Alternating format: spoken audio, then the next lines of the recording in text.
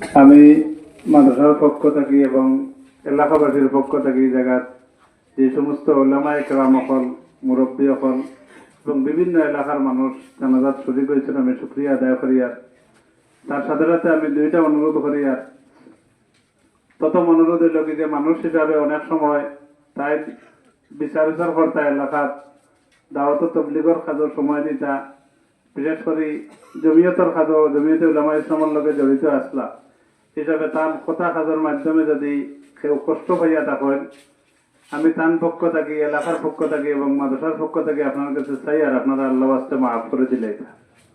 তার সাথে সাথে অনেক সময় এলা হয় যে মানুষে আবারকে অনেক কথাবার্তা কইন, গিবত হইয়া থাকে, তাই যদি ইদরের কেউর কথাবার্তা কইয়া থাকেন আল্লাহ ওয়াস্তে আপনারা সবাই মাফ করে দিতা।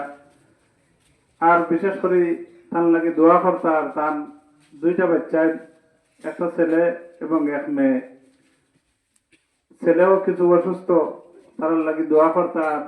তাই বাহিরে চলতা, বোঝা যাইতো অনেক ধনী মানুষ।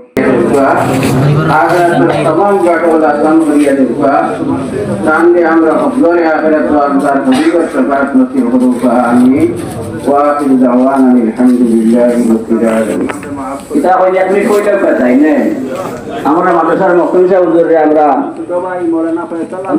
কিছু কথা বলেন। আলহামদুলিল্লাহ, আমরা হযরত মাওলানা মাহতাব